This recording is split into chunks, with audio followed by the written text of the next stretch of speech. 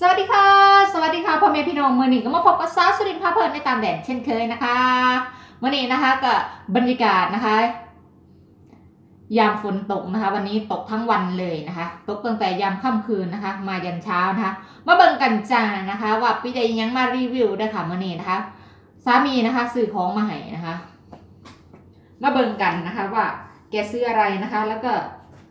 ของทะเลนะคะราคานะคะในต่างแดนนะคะมันเป็นยังไงมันแพงบอนะคะในสเปนนะคะนี่นะคะถ่ายประทานอาหารทะเลค่ะท่านผู้ชมนะคะปุ้ยโป๋นะคะตัวใหญ่มากนะคะอันนี้ก็ราคาอยู่ที่57.44ยูโรนะคะก็เอา57นะคะ.4คูณไปนะคะเงินไทยก็อยู่ที่นะคะ37 ถึง 40ยูโรนะคะท่านผู้ชมก็เอาตีลงไปนะคะเอาคูณใส่กันไปนะคะนี่นะคะปลาหมึกอันนี้เป็นปลาหมึกแช่แข็งนะคะปลาหมึกยักษ์นะคะอาหารขึ้นชื่อของที่นี่นะคะก็คือปุ้ยโป๋นะคะต้มใส่มันฝรั่งนะคะคือปกติแล้วนะคะปุ้ยก็ซื้อมาบ่อยมากนะคะแช่ตู้เย็นไว้แต่ส่วนมากไม่ค่อยได้ทำกินนะคะมีแต่ลูกเลี้ยงปุ้ยแหละเอาไปเห็ดกินนะคะท่านผู้ชมนะคะเวลาสิกินนะคะหาบ่พอเพราะว่าซื้อมาก็จะเอามาแช่แข็งไว้ตัวต่อไปกุ้งนะคะเห็นบอกนะคะซื้อของคาฟูกันเลยทีเดียว800 กรัมนะคะดูนะคะก็คือกุ้งมันก็จะมีหลากหลายนะคะหลากหลายราคานะคะคือปุ้ยจะบอกเลยนะคะก็คือแบบราคาขั้นต่ำแบบว่าถูกสุดๆก็คือแบบโลมันไม่ถึงโลนะคะมันจะประมาณแบบ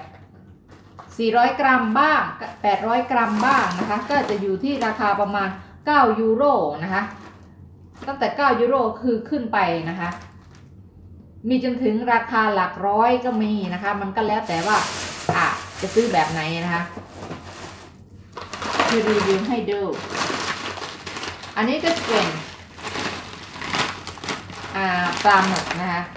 มันก็มีหลากหลายนะคะนี่นะคะมันก็จะมีแบบปลาหน้าตาเหมือนปลาหมึกกล้วยนะคะอันนี้คือซามีปุ๋ยนะคะแกก็ซื้อเอาร้านใกล้ๆแถวนี้แหละนะคะคาฟูเล็กนะคะคือมันจะเป็นของแช่แข็งนะคะมันจะเป็นเหมือนปลาหมึกกล้วยแล้วอันนี้มันก็จะเป็นปลาหมึกอะไรนะแต่ภาษาสเปนเขาเรียกว่าเซเปียนะคะ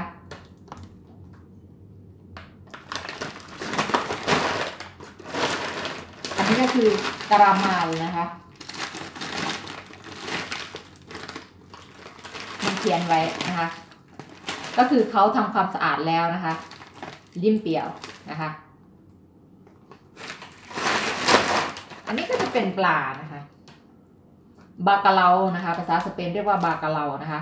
มันก็จะมีแบบที่เขาแบบว่าหมักเกลือนะคะแบบว่าหมักเค็มเลยก็มีนะคะอันนี้ก็จะเป็นแบบที่เขาแช่เรียบร้อยแล้วนะคะก็คือไม่เค็ม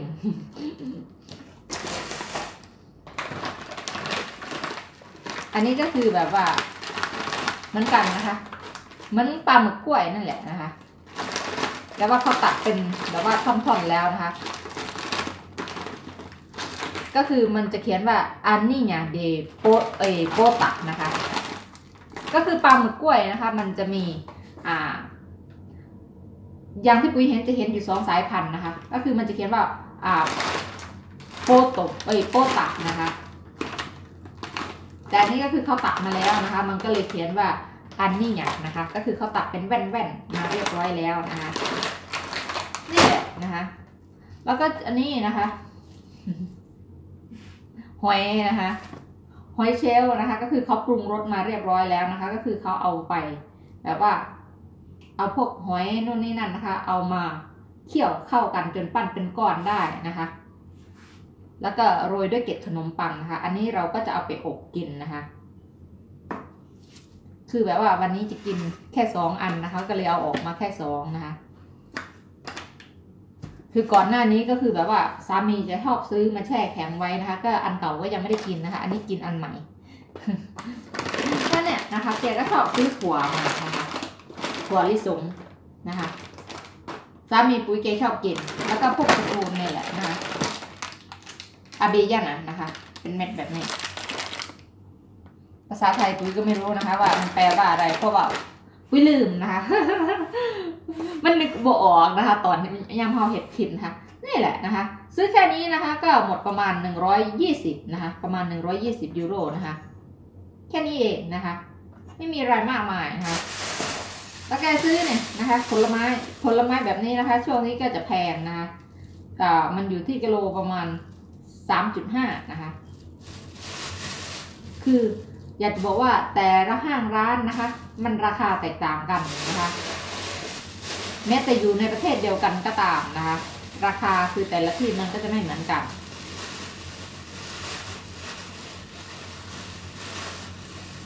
เว้นแต่ว่าไปซื้อในห้างแบบว่าห้างใหญ่ๆเหมือนกันเลยนะคะแต่ถ้าเป็นแบบว่าห้างเล็ก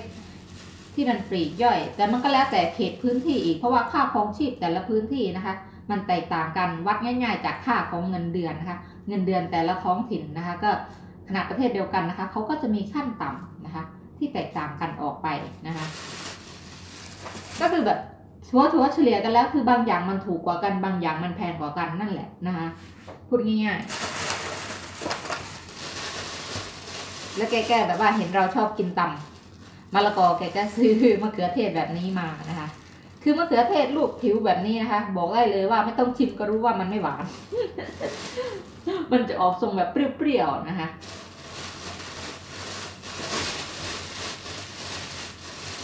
นี่แหละสามีปุยแกซื้อมานะคะแค่นี้เองนะคะ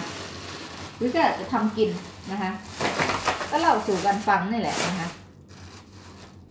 เราก็จะแกะหอยตลับ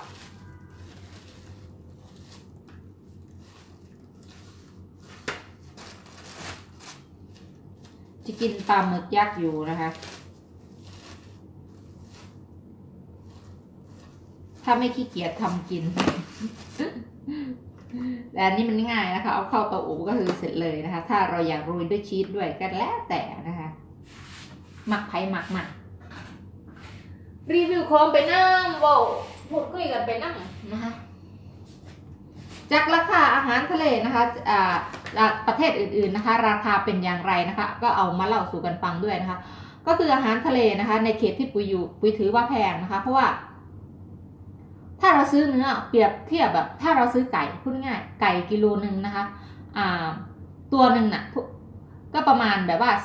3 ยูโรกว่านะคะไม่เกิน4 ยูโรแต่ถ้าไก่บ้านก็จะอยู่ที่ประมาณ7 ยูโรขึ้นจนถึง10 ยูโรนะคะแล้วแต่ว่าจะตัวเล็กตัวใหญ่แต่อย่างว่าพวกเนื้อแกะเนื้อแพะนะคะ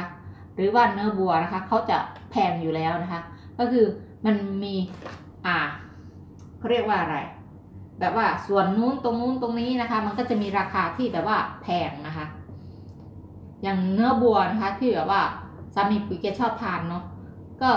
ชิ้นหนึ่งก็จะอยู่ที่ประมาณ12 ยูโรนะคะคือเวลาซื้อมาทีก็3-4 ชิ้นมันก็กินได้แค่แบบว่า2 วันนะคะมันก็แล้วแต่ถามว่าการจ่ายตลาดนะคะซื้อกับข้าวนะคะอันนี้คือปุ้ยเล่าให้แฟนคลับของปุ้ยฟังนะคะเพราะว่าหลากหลายท่านนะคะก็จะถามกันเข้ามานะคะว่าอาทิตย์หนึ่งเนี่ยจ่ายตลาดยังไงนะคะซื้อของกี่ครั้งนะคะคือโดยส่วนตัวแล้วนะคะก็คือแบบถ้าปุ้ยไม่ได้เข้าเมืองสามีจะเป็นคนซื้อมาให้เองนะคะก็คือเขาจะรู้แหละว่าเราชอบกินอะไรนะคะคือสามีจะรู้ใจตลอดนะคะคือจริงๆแล้วปุ้ยแกชอบกินอาหารทะเลนะคะก็คือปุ้ยไม่ค่อยเน้นแบบว่าพวกเนื้อบัวนะคะหรือพวกตับพวกอะไรเงี้ยนะคะคือถ้าปุ้ยอยากนะปุ้ยจะเดินไปซื้อเองนะคะตามร้านแถวๆบ้านนะคะถ้าพวกแบบว่าตับนะคะอยากกินเนื้อดิบหรืออะไรเงี้ยนะคะไปซื้อเองนะคะดังนั้นสามีก็จะไม่ค่อยจะซื้อนะคะพวกเนื้อเหล่านี้หรอกเพราะว่าเราก็อุดหนุนคนในหมู่บ้านนะคะจริงๆแล้วนะคะก็คือแบบเราซื้ออาหารนะคะก็ซื้อแทบจะทุกวันอยู่แล้วแหละนะคะเพียงแต่ว่าการดำเนินชีวิตการใช้ชีวิตเนาะมันก็แล้วแต่วันไหนสะดวกไม่สะดวกนะคะที่จะรีวิวให้ดูนะคะก็คืออย่างที่ปุ้ยเคยบอกนะคะว่าอาทิตย์หนึ่งปุ้ยจะซื้อแบบว่าหนักๆเลยก็คือแบบว่าประมาณ3 ครั้งนะคะถ้าเข้าเมืองน่ะก็คือจะจัดชุดใหญ่นะคะทั้งผักทั้งอะไรมันจะแพงตรงผักนี่แหละนะคะคือบอกตรงๆเพราะว่าไม่ว่าจะเป็นผักนะคะของฝรั่งเองนะคะโอ้ยมันราคาแพงค่ะยิ่งหน้าหนาวนะคะหน้าฝนแบบนี้ยิ่งแพงยิ่งซื้อในหมู่บ้านยิ่งแพงนะคะอย่างปุ้ยเคยยกนี่นะคะและเราก็เสร็จเรียบร้อยแล้วนะคะมีเสียงพากให้ด้วยนะคะสามีปุ้ยเองนะเพิ่นมาจากเฮดเบียแล้วนะคะเด็ดดิก็เคอุ้มดูนี่นะคะ หน้าตามันก็เป็นแบบนี้นะคะพอมันโดนความร้อนมันก็จะเป็นพวกแบบของทะเลนั่นแหละพวกกุ้งปูหอยเชลล์นะคะ No es viera. โอเคค่ะท่านผู้ชมนะคะวันนี้ปุ๋ยก็ลาท่านผู้ชมไปแล้วนะคะบ๊ายบายค่ะนี่แหละนะคะอาหารฝรั่ง